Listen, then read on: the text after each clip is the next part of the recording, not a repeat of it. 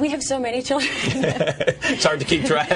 that they're not really stunned anymore when kids come home. They're you know, Mad. Somebody asked me how Mad was doing. And he's he's like the professional big brother. He's done it so many times, and we prepared them. We talked to them about it. They knew it was coming, and they're just all at that great age that they aren't threatened, that they are independent enough to not need mommy and daddy all the time, and to be able to enjoy the kids. They play with them. They change their diapers. They call them their babies, and they dress them up, and you know, they have fun with them. You and Brad on the exact same page when it comes to parenting? I mean, I have 3 young children, and it's hard sometimes. I mean, you know, schooling and discipline and TV, what to watch, what not to watch. Are you guys completely simpatico there?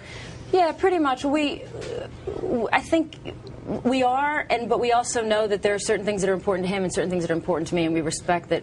If we're different, but if something really matters to one of us. What would matter to him that wouldn't matter to you, or vice versa? Oh, God.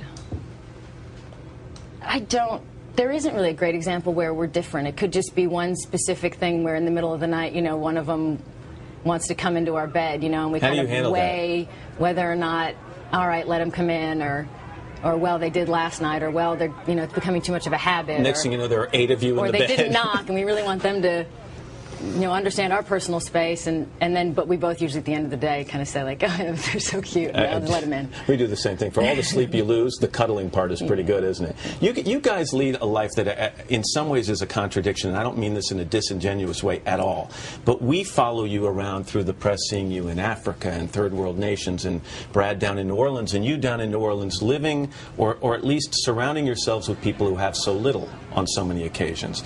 And then there is this time where you go back to a place where you have so much, an estate in the south of France. And you deserve it. You've worked hard for it. What is the transition like, though? When you come back from one of these trips where you've been to a place where people have almost nothing, do you ever find it a shock to the system to go back to the part of your life where you have so much?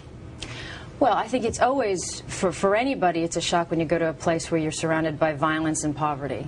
No matter what you have, we have so many people in this country have so much more than, you know, we're not running for our lives every day. So it's, for everybody, it would be a giant shock. But certainly we live in 2 extremes. But at the same time, you know, we wake up every day as parents of children from around the world whose backgrounds would have been very similar to the street children we see. Right.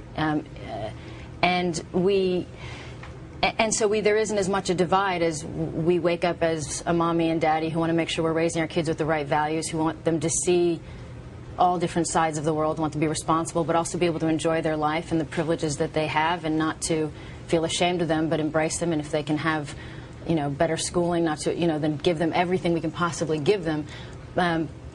Never spoil them, and never let them forget how fortunate they are, and make sure that they always keep one foot in the other side of the world, and knowing that they should give back. You do move around a lot between causes and roles and homes. And is there a place that you two have talked about where if you had to sit and stay put for 10 years, that would be the place where you'd put the kids in school for 10 years, and a place you'd really like to just stop and settle?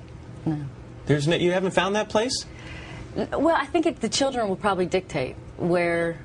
You know, I think it's more that we talk that one day they're probably going to want to stay in one place for a very long time, or as they start to get certain friends, and they're going to want to. But you know, so far we've just moved them a lot, and they like moving. They like packing their bag before the next adventure, and they like making new friends wherever we go. And I think part of it we'd like to maintain that. We'd like them to be those kind of adults where they can find home wherever they are in the world, and they can find friends wherever they are in the world. They adapt easily.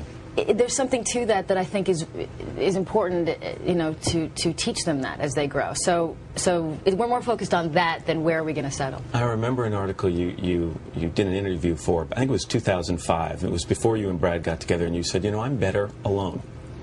Obviously something's changed there dramatically. You don't miss the days of being alone at all.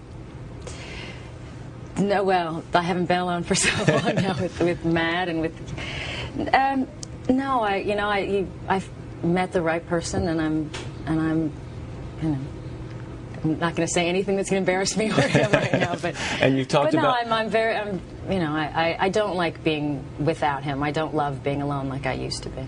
And you've talked about having more children, adding to the group. Is this? Would you consider adopting again, or yeah? Do you have anything in mind? Yeah. come on. Yeah, period.